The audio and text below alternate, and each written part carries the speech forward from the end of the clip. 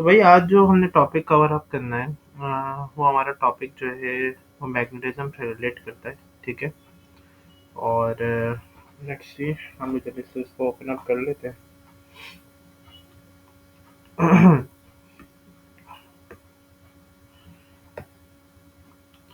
तो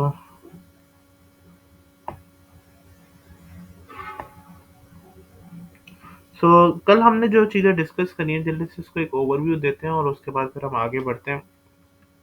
तो last class के अंदर हमने ये चीज़ें डिस्कस करी कि भाई व्हाट इज़ अ मैग्नेटिज्म।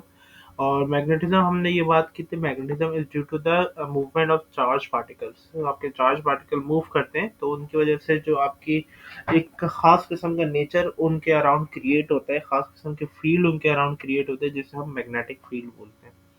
इसके अलावा जो है मैग्नेटिज्म के बारे में हमने ये पढ़ा, ये मैग्नेटिक मैग्नेटिक फील्ड की हमने डेफिनेशन स्पेसिफिकली डिस्कस की कि ये एक ऐसा रीजन होता है, ये it's in space around a magnet जो कि जहाँ पे अगर कोई दूसरा मैग्नेट आता है या उसकी जगह कोई दूसरा मैग्नेटिक मटेरियल आ रहा है कि उस जगह पे कोई करंट कैरिंग कंडक्टर है। करंट कैरिंग कंडक्टर का मतलब है सिंपली वायर या कोई भी कंडक्टर है जिसके अंदर से करंट गुजर रहा हो, वो फोर्स को एक्सपीरियंस करता है। तो यहाँ तक हमने बातें की थी। हमने इनके पोल्स के बारे में डिस्कस की थी, हमने अनलाइक पोल्स और लाइक पोल्स के बारे में डिस्कस की थी। और हमने जो है मैग्नेटिक फील्ड की डायरेक्शन को भी बनाया था। और डायरेक्शन में हमने कुछ चीज़ें तय की थी, जैसे मिसाल के तौर पे जो आपके छोटे से मैग्नेट यानी नॉर्थ पोल के ऊपर जो फोर्स अग्री होती है उसी को हमने मैग्नेटिक फील्ड की डायरेक्शन में बताया था। और हमने ये बात भी डिटरमिन की थी कि अगर तो आपका gap between the magnetic field जो है वो ज़्यादा होगा तो इसका मतलब है फील्ड वीक है, और अगर जो है गैप बड़ा होगा तो फील्ड स्ट्रांग है। साथ साथ हमने ये चीज़ें भी डिस्कस की थी कि magnetic field around a current carrying conductor.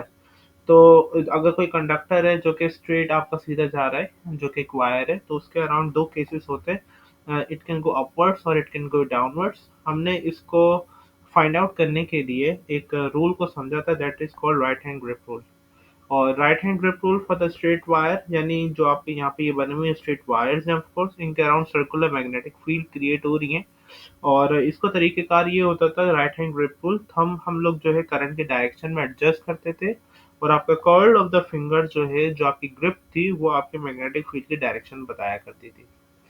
इसका दूसरा जो केस था वो सोलेनॉइड का केस था। और सोलेनॉइड का जो है right hand grip rule solenoid में भी इस्तेमाल होता है कि जब अगर वायर कर्ल हो जाए तब क्या होता है। तो उस पर्टिकुलर केस को भी हमने अपने पास डिस्कस किया था। उसको डिस्कस करने से पहले हमने ये चीज़ डिस्कस की थी कि इनटू द पेज और आउट ऑफ द पेज का कॉन्सेप्ट। तो out of the page into the page का कॉन्सेप्ट हमने डायग्रामेटिकली डिस्कस किया था कि किस तरीके से हम जो है बनाते हैं, और साथ साथ इनके मैग्नेटिक फील्ड बनाने की चीज़ों को भी डिस्कस की थी। हमने कुछ इसके बारीक पॉइंट्स भी डिस्कस किए थे कि कंसेंट्रिक सर्कल्स होने चाहिए, इनके दरमियान गैप्स जो है वक्तन पहले दो करीब करीब हो, फिर गैप इंक्रीज होने चाहिए जिस बात की इंडिकेशन होगी कि मैग्नेटिक फील्ड वीक होती चली जा रही है जैसे जैसे गैप इंक्रीज हो रहा है। और डायरेक्शन ऑफ एरोस के बारे में हमने बात की। साथ साथ हमने सोलेनॉइड के बारे में बात की थी, किस तरीके से सोलेनॉइड के लिए जो है हम मैग्नेटिक फील्ड की डायरेक्शन बनाते हैं। हम लोग जो है अपनी कर्ल ऑफ द फिंगर को with respect to current adjust कर लेते हैं और उसके बाद जो हमारा थंब जहाँ पे पॉइंट करता है वो हमारा नॉर्थ पोल होता है। Force between the parallel wires की हम लोग ने बात की थी कि किस तरीके से दो पैरेलल वायर्स के ऊपर फोर्स लगा करती है। और उसके जो है हमने डिफरेंट पैटर्न्स को डिस्कस किया था कि अगर दोनों को सेम डायरेक्शन में करंट जा रहा होगा तो उस पर फोर्स ऑफ अट्रैक्शन होगी। और अगर जो है एक ऊपर जा रहा है मतलब एक जो है डायरेक्शन ऑपोजिट है, यानी एक में अपवर्ड है और दूसरे में डाउनवर्ड है, तो फिर आपकी फोर्स ऑफ रिपल्जन होती है। और वो फोर्स ऑफ रिपल्जन कैसे होती है हमने यहाँ तक इन चीज़ों को बहुत डिटेल के अंदर डिस्कस किया था।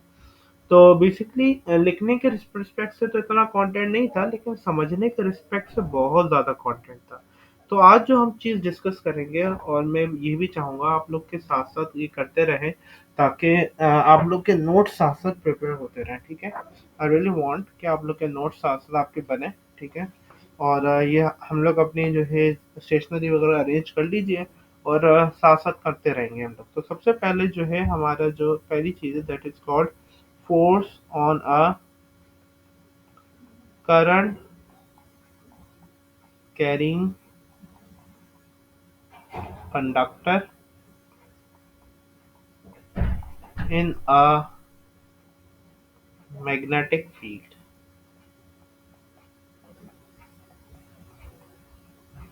कि भाई फोर्स करंट कैरिंग कंडक्टर जो है, जो कि मैग्नेटिक फील्ड के अंदर है, उसके अंदर उसके ऊपर फोर्स की हम बातें कर रहे हैं। ठीक है, तो सबसे पहले तो हम यहाँ पे ये समझाते चले कि अगर मिसाल के तौर पे हम यहाँ पे दो मैग्नेट्स लें। ठीक है, अगर हम थोड़ा सा इसको हम डायग्रामेटिकली रिप्रेजेंट करें आपके सामने।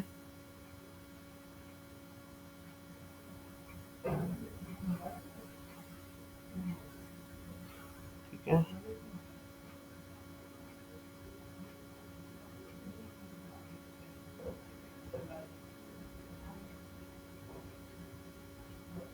ये हमारे पास एक चीज आ गई, और इसी तरह से हमारे पास जो है, अगर इसके सामने दूसरा मैग्नेट रखा हुआ हो इस तरह से।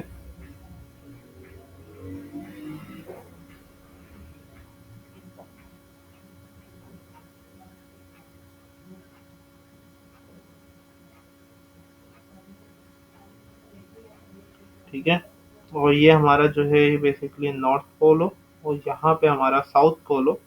ये हमारे दो मैग्नेट इस तरह से रखे हुए हैं, और बेसिकली अगर इनके दरमियान से एक वायर जा रहा हो।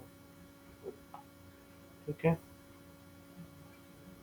इस तरह से एक अदद वायर इनके अंदर से जा रहा है, जिसके अंदर करंट इस तरीके से कैपिटल आई करके जा रही है। तो जब करंट इसके अंदर से जा रहा होगा, तो करंट जाने की वजह से अब मैग्नेटिक फील्ड ऑफ कोर्स आपको पता है नॉर्थ टू साउथ स्टैब्लिश हुई हुई है। Magnetic field north to south establish हुई हुई है। तो करंट के मैग्नेटिक फील्ड के गुजरने की वजह से एक क्या होता है कि एक फोर्स क्रिएट होती है वायर के ऊपर। सर मैं ये आपके सामने बनाऊं,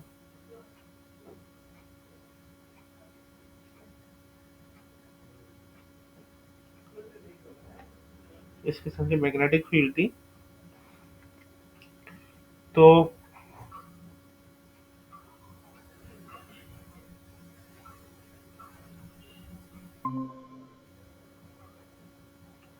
तो इस तरह की मैग्नेटिक फील्ड इसके अराउंड थी, और तो जब भी आपका वायर के जो है किसी इस तरह के मैग्नेटिक फील्ड के अराउंड से गुजरेगा, तो उसके ऊपर एक फोर्स लगेगी। ठीक है, और वो जो फोर्स होगी वो उसकी फोर्स होगी इस केस के अंदर डाउनवर्ड्स, इस केस के अंदर डाउनवर्ड फोर्स लगेगी। अच्छा जी, तो ये आप हमारे पास एक केस आता है जो कि इस बात को समझाता है कि किस तरह करंट कैरिंग कंडक्टर के ऊपर एक फोर्स लगा करती है। करंट कैरिंग कंडक्टर के ऊपर जो फोर्स लगती है वो हमेशा करंट के और मैग्नेटिक फील्ड के परपेंडिकुलर लगती है, यानी 90 डिग्री के ऊपर लगती है। इसकी एक और, अगर मैं थोड़ा सा दूसरे अंदाज से आपको समझाना चाहूँ, तो इसको इस तरह समझा सकते हैं कि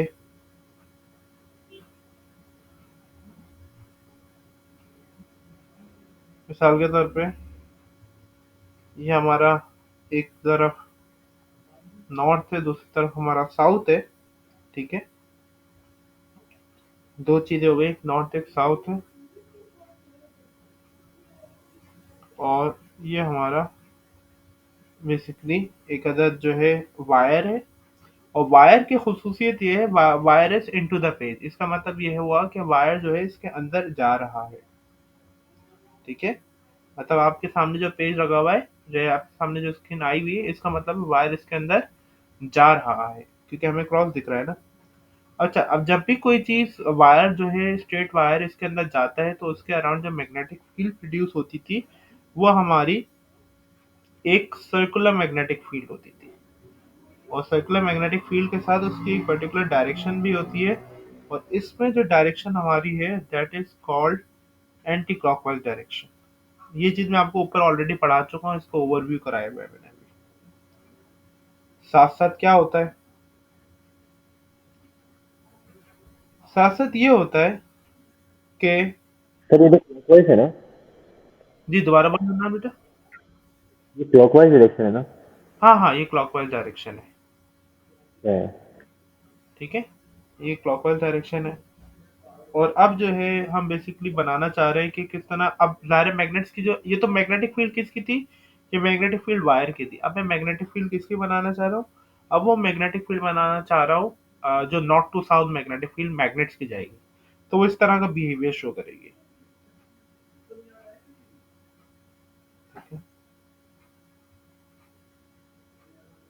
नॉर्थ टू साउथ, तो यहाँ पे कैसे जाएगी?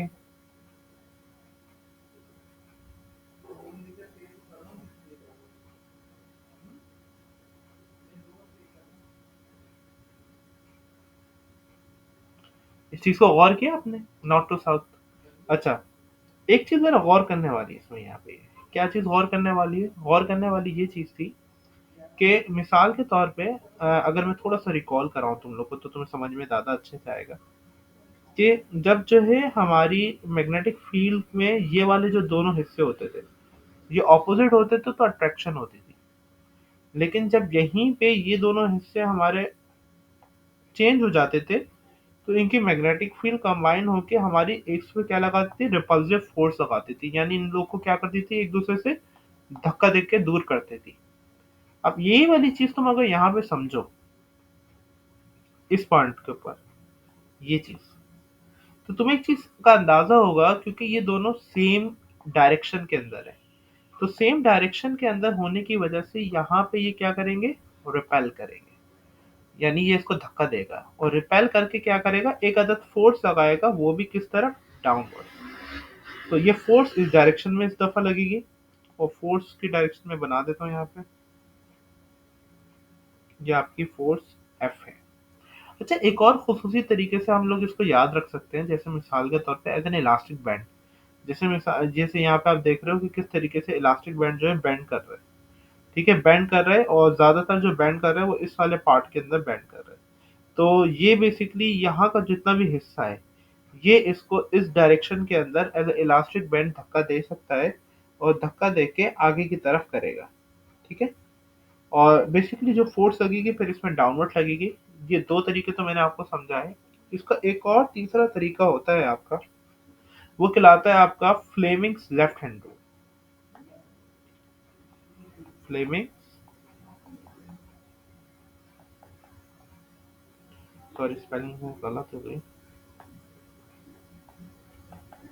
Fleming's left hand rule. आपके पास फ्लेमिंग्स लेफ्ट हैंड रूल भी अवेलेबल होता है। अब फ्लेमिंग लेफ्ट हैंड रूल के अंदर क्या होता है? आपके तीन चीजें होती हैं। एक आपका थंब होता है, ठीक है, वो थंब जो है आपका, वो फोर्स एफ को रिप्रेजेंट करता है। दूसरी जो चीज होती है वो आपकी फर्स्ट फिंगर होती है, जो कि आपके मैग्नेटिक फील्ड को रिप्रेजेंट करती है।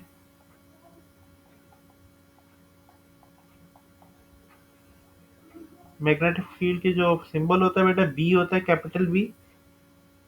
ठीक है, और फिर जो आपकी सेकंड फिंगर है, फर्स्ट फिंगर का मतलब इंडेक्स फिंगर भी होता है, और सेकंड फिंगर का मतलब मिड फिंगर भी होता है। जो सेकंड फिंगर है आपका, वो आपका करंट को रिप्रेजेंट कर रहा होता है, कैपिटल आई। तो मिसाल के तौर पे अगर मैं चाहता हूँ कि फोर्स की डायरेक्शन किस तरह है, तो इसमें मैं फ्लेमिंग का लेफ्ट हैंड रूल भी अप्लाई कर सकता हूँ। अगर मैं अपनी फिंगर, फर्स्ट फिंगर को मैग्नेटिक फील्ड के तौर पे इनटू जो नॉर्थ टू साउथ है उसकी तरफ अरेंज कर दूं, और अपनी जो है जो का वायर है, जो करंट की डायरेक्शन है वो इनटू द पेज ज्यूम कर लूं, तो आपका जो फोर्स की डायरेक्शन होगी वो आपकी डाउनवर्ड्स होगी। It will always be like that. अच्छा, एक और जो खुसूसी चीज है वो ये है कि जो वायर के ऊपर यहाँ पे आपको फोर्स लगी गई है, जहाँ पे फोर्स वायर के ऊपर लग रही है आपकी, तो यही सिमिलर फोर्स जो है वो इन पोल्स के ऊपर भी लगेगी। ऑपोजिट फोर्स जो है वो पोल के ऊपर भी लगेगी इस तरह से। ये फोर्स है, फोर्स है। ये ऐसा क्यों होता है? ऐसा इसलिए होता है क्योंकि न्यूटन का थर्ड लॉ एक साथ काम करता है, that is called an action reaction pair. तो अगर कोई चीज उसको नीचे की तरफ धक्का लगाएगी तो उसे भी ऑपोजिट में धक्का लगेगा। इसके रिस्पेक्ट से मैं एक आध पॉइंट यहाँ पे मेंशन करना चाहूंगा, that is due to the interaction of magnetic field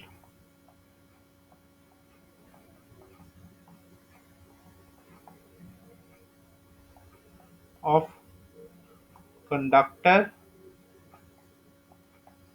and permanent magnet.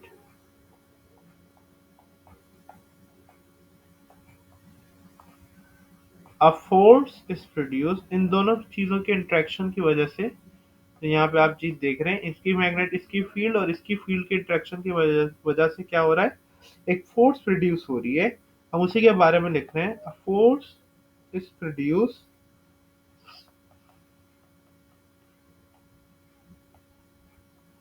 On the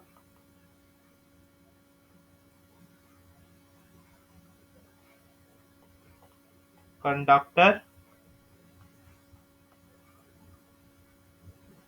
conductor के ऊपर, विच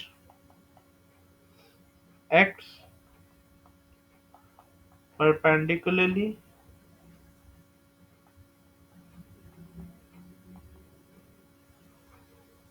to direction of current and magnetic field. अच्छा, जो फोर्स लगती है वो हमेशा मैग्नेटिक फील्ड की और करंट की डायरेक्शन के परपेंडिकुलर लगती है।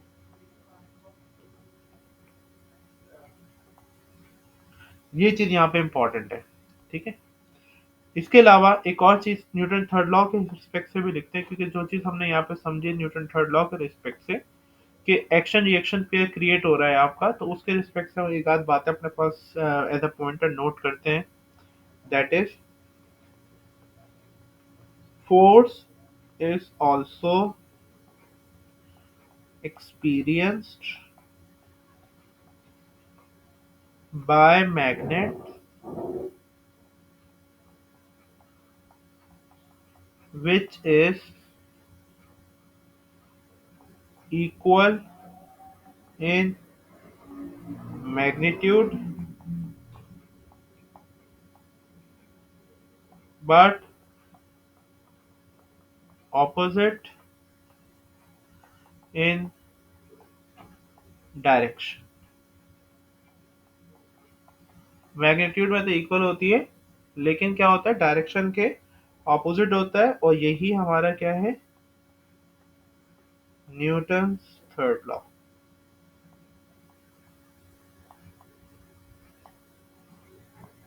आएगा समझ में? भाई इसमें अगर कोई क्वेश्चन हो तो बहुत दिल खोल के करो। नहीं सर। नहीं है क्वेश्चन? हनान बेटा, कोई क्वेश्चन है इसमें? सर ये जो लाइक आपने बोला कि ये जो क्या कहते हैं फोर्स होती है ये परपेंडिकुलर होती है like direction of current and magnetic field के, है ना? हम्म। तो ये ये जो करंट की डायरेक्शन है और जो मैग्नेटिक फील्ड की जो डायरेक्शन है ये आपस में क्या लाइक परपेंडिकुलर नहीं है खुद? वो खुद भी परपेंडिकुलर है, लेकिन थर्ड डायमेंशन में लगती है ये। जैसे अगर नॉर्थ टू साउथ जो है एक्स है, और आपकी जो है बेसिकली जो करंट की डायरेक्शन है वो जेड डायरेक्शन के अंदर आ रही है, तो फोर्स फिर वाई डायमेंशन के अंदर लगेगी। बस सही है, ठीक थ्री है, थ्री समझ आ डायमेंशनल गया। हो जाता है फिर ये ना, और वो थ्री डायमेंशनल में तुम्हें पता है सारे एक्सेस एक दूसरे के परपेंडिकुलर होते हैं। चलें जी। इसके बाद यार एक चीज जो डिस्कस करनी है वो मैंने एक चीज मेंशन करी फ्लेमिंग्स लेफ्ट हैंड रूल के हवाले से।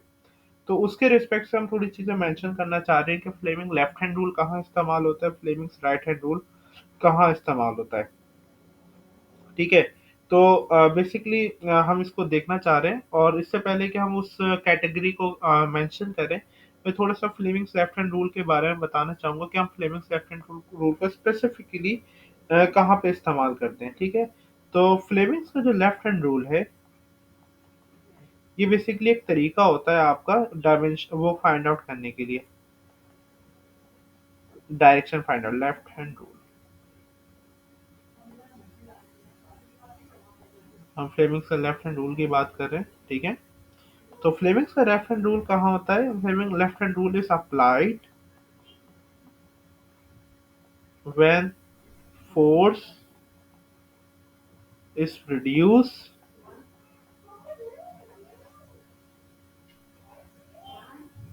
यूजिंग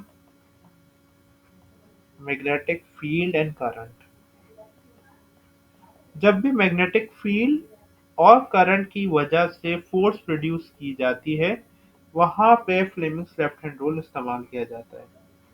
इसको बड़ा जो है मशहूर जमाना नाम से पुकारा जाता है, जो कि कहते हैं हम उसे मोटर रूल। अब मोटर में क्या होता है? मोटर आपके घर में जो है मोटर लगी हुई है, ठीक है ना? घर पे पानी चढ़ाती है या पानी आपके वो खींच के आपके टैंक को फिल करती है, तो उसमें क्या होता है? उसमें ये होता है कि आपकी जो मोटर है वो आपकी बिजली लेती है, वो आपकी करंट लेती है।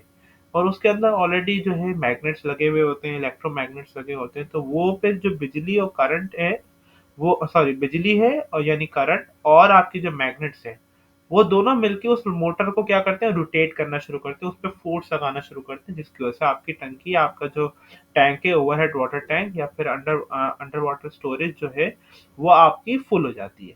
ये चीज आपने देखी है इसके बारे में, ठीक है ना? अब इस चीज के बारे में जो आप लोगों ने सीखा है, तो क्या पता चला इससे कि भाई आप जो है मोटर चला रहे हो, और मोटर चलाने का मतलब है फोर्स, उस आप उसका जो प्रोडक्ट है मैग्नेटिक फील्ड और करंट का, वो फोर्स है in form of the motor. तो ये आप मोटर रूल से भी याद रख सकते हो। तो फ्लेमिंग लेफ्ट हैंड रूल का जो दूसरा नाम होता है वो मोटर रूल भी कहलाता है, ठीक है? और of course Fleming right hand rule का मतलब क्या होता है, फिर वो जनरेटर रूल होता है, वो हम उसके बाद में डिस्कस करते हैं अभी। तो यहाँ पे हम जो है बेसिकली दो कैटेगरीज बना सकते हैं अपने पास। अ, यहाँ पे हम आपके सामने दो कैटेगरी बनाते हैं,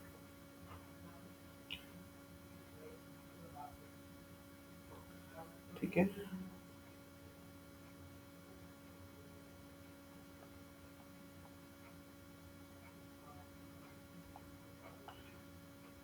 तो जो पहली कैटेगरी है हमारी, वो है हमारी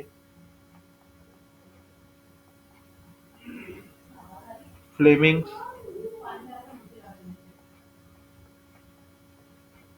left hand rule,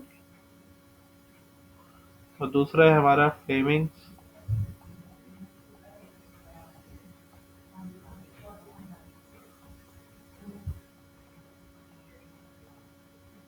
right hand rule.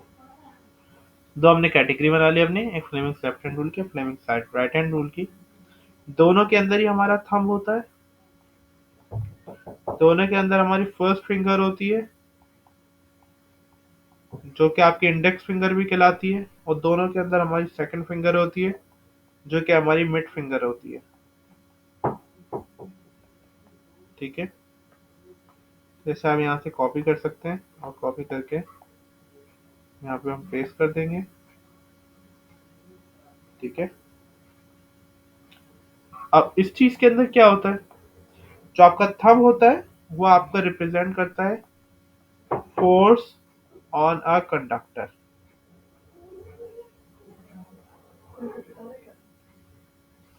और थंब जो है वो रिप्रेजेंट करता है आपके अप्लाइड फोर्स को राइट हैंड रूल के अंदर। यानी इसमें जो है फोर्स आपको एज अ प्रोडक्ट हासिल होती है, और इसमें जो है फोर्स आप जो है बेसिकली अप्लाई करते हैं अपने हाथों से। तो फोर्स अप्लाइड ऑन वायर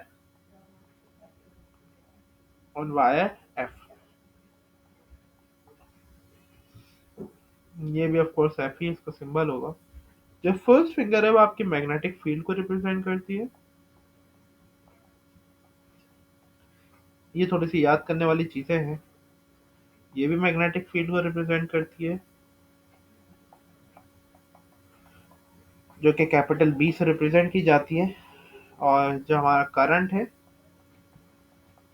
तीसरी चीज, कैपिटल आई से रिप्रेजेंट किया जाता है। यहाँ पे भी जो करंट है वो आपका कैपिटल आई से रिप्रेजेंट किया जाता है।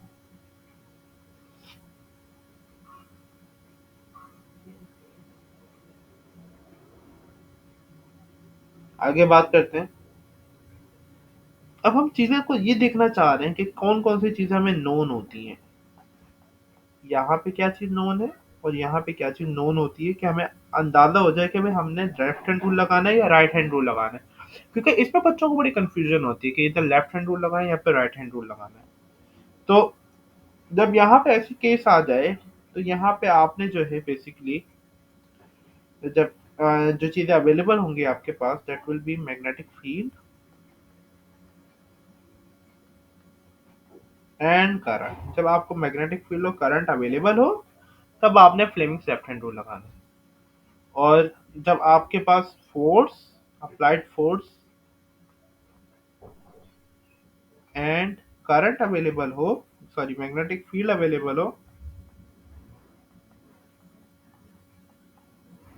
तब आपने जो है फ्लेमिंग्स राइट हैंड रूल लगाना है। तो उस पर्टिकुलर केस में लेफ्ट हैंड रूल, दूसरे वाले केस में राइट हैंड रूल लगाना है। और कौन सी चीज अननोन होगी इस केस के अंदर, ये भी हम डिस्कस कर लेते हैं कि भाई क्या चीज अननोन होगी। तो फ्लेमिंग्स लेफ्ट हैंड रूल के अंदर जो चीज हमें अननोन होगी, that is force on a conductor. Force on a conductor हमें अननोन होगा, ये हम फाइंड के ऊपर वर्किंग कर रहे होंगे।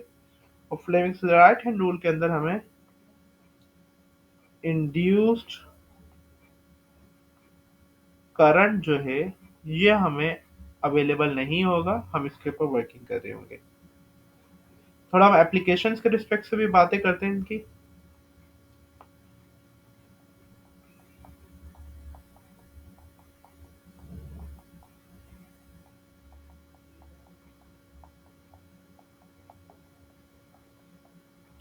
एप्लीकेशन के पर्सपेक्टिव से हम देखें तो जो फ्लेमिंग्स लेफ्ट हैंड रूल है, वो आपका डीसी मोटर्स उसमें इस्तेमाल होता है। साथ साथ मूविंग चार्जेस, जो आपके चार्ज हवा के अंदर मूव करते हैं इन द मैग्नेटिक फील्ड, उनके ऊपर भी Fleming's left hand rule apply होता है। जबकि आपका जो फ्लेमिंग्स राइट हैंड रूल है, वो सिर्फ और सिर्फ एक जगह यानी एसी जनरेटर्स के अंदर इस्तेमाल होता है।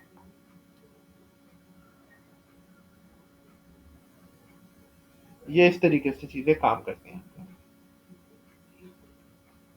इस चीज के अंदर अगर कोई क्वेश्चन आपके जहन में मौजूद हो तो लाजमी डिस्कस करें। No sir. कोई क्वेश्चन नहीं है? अच्छा, इनकी डायग्राम्स यहाँ पे नहीं है, तो मैं जो आपको टास्क दे रहा हूँ, वो ये टास्क दे रहा हूँ कि इनकी डायग्राम को आपने देखना है दोनों की। ठीक है, इन दोनों के डायग्राम्स को आपने थॉरली देखना है। ठीक है, और डायग्राम्स को देख के फिर इसको जो है स्टडी करें। तो अच्छा, ये वाली चीज आपने लाजमी याद करनी है। और इसके इसको याद करने के अलावा आपके पास कोई दूसरा चारा नहीं है। ठीक है, और कोई ऑप्शंस नहीं है आपके पास। तो आज जो है हमने इन चीज़ों को कवर अप किया है। इंशाल्लाह नेक्स्ट क्लास के अंदर मजीद चीज़ों को देखेंगे। So let's meet until the next class, यानी इंशाल्लाह कल मुलाकात करते हैं और और चीज़ें डिस्कस करते हैं। इंशाल्लाह आज के लिए मेरे ख्याल से भी काफ़ी है। Okay then, take care everyone, अल्लाह हाफिज़।